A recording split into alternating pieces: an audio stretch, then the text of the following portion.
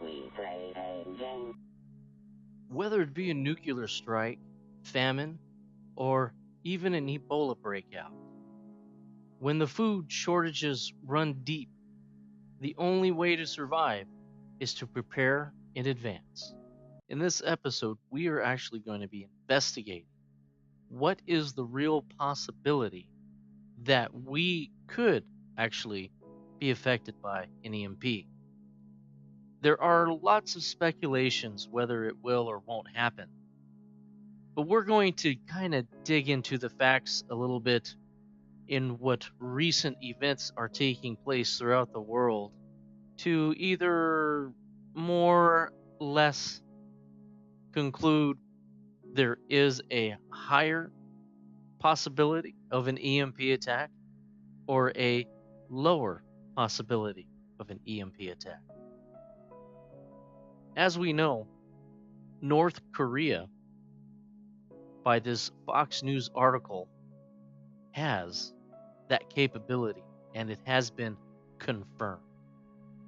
Dave Sears is a former U.S. Navy SEAL. He served in Iraq and Afghanistan. Good morning to you. Important to have you on with the stakes so high today. Something else that caught my eye is the fact that what North Korea is at least claiming about this last test is talking about a powerful electromagnetic pulse that they say could knock out entire cities in the U.S. It seems to me the stakes have gotten higher when this is not just a hydrogen bomb, which is massive enough, scary enough, but when you walk through this, what exactly is an EMP? It's the burst of radiation when a nuclear weapon is detonated above the Earth. No blast felt on Earth, but the electromagnetic fields still reach the surface. And the bottom line is that the aim of this is to knock out power in much of the U.S.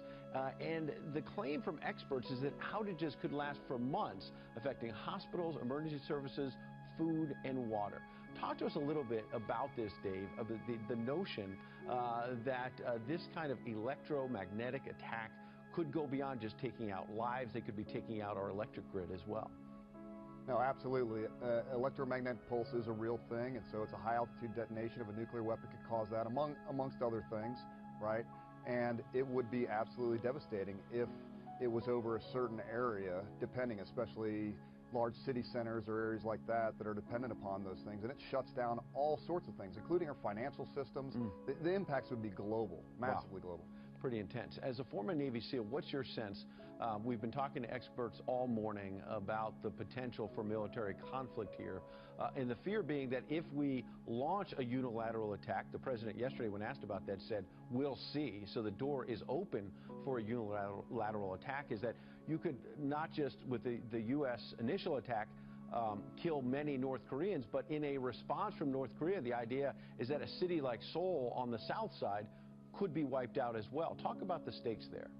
Right, they're huge. So I think that we know this conventional option, and as we've played it out, either us a preemptory attack or North Korea attacks first into Seoul is huge. The loss of life is huge on both sides. So that's why I think it also leads to really strongly looking at things like a second strike option that we have and saying, look, we're going to strike to, like Secretary Mattis said, annihilation.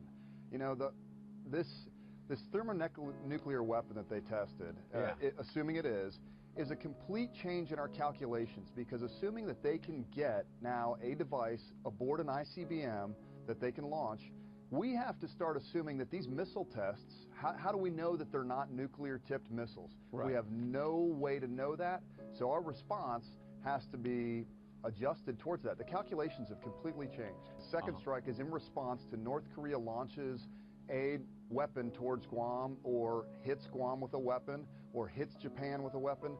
The second strike that we would initiate, our response to that, that's the second strike, is complete and utter annihilation of North Korea, and likely it would have to be nuclear in nature. So you'd have to take out Pyongyang, you'd have to take out all those artillery pieces, everything else.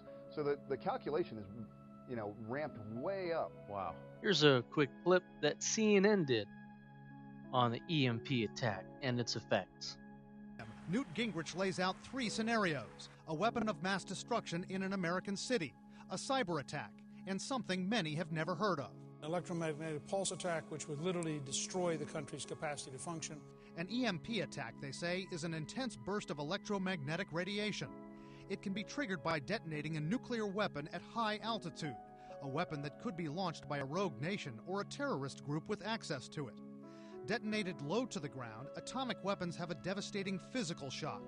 But detonated miles up in the atmosphere, experts say, the main impact is electrical, energy that doesn't kill people but spreads like lightning, striking any electrical grid or circuitry, feeding into them, burning them out. Whole cities could go dark. Security analyst James Carafano has written about EMP attacks. In one single event, what could be disabled?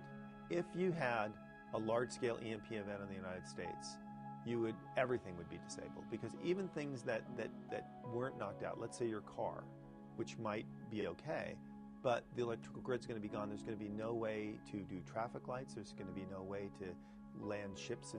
There's no way to get fuel to the gas stations to refuel your car. And if you got them there, the gas pumps wouldn't work. But with a large-scale EMP attack, experts say, computers would fail, telecommunications cut off, bank accounts inaccessible. They say that's because the transformers that power many electrical grids take a long time to manufacture and transport. And with transportation knocked out by the attack, that prolongs the isolation. Brian Todd, CNN, Washington. We also have the unsettling events taking place down in Venezuela. And the Cubans and the Russians assisting the Cubans and the Venezuelans. The United States is trying to send aid down there. So, from a high-level hypothesis, if we look at Russia, Cuba, Venezuela, China, North Korea, well, my friends, we also have the other countries in the Middle East that we have huge problems with. There's no point in naming names. It's a long list. If all of them banded together and, say, allowed North Korea to emit an EMP above the United States to, say, teach us a lesson, what's really stopping them? Well, an EMP goes off.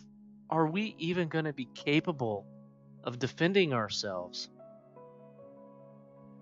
I'd say some of our nuclear assets are most likely protected against an EMP attack. And probably a large portion of the nuclear power plants. But are all of them? What kind of guarantees do we have? We don't know. And that is exactly what we're talking about. Thank you for tuning in to another episode of the Undisclosed Prepper.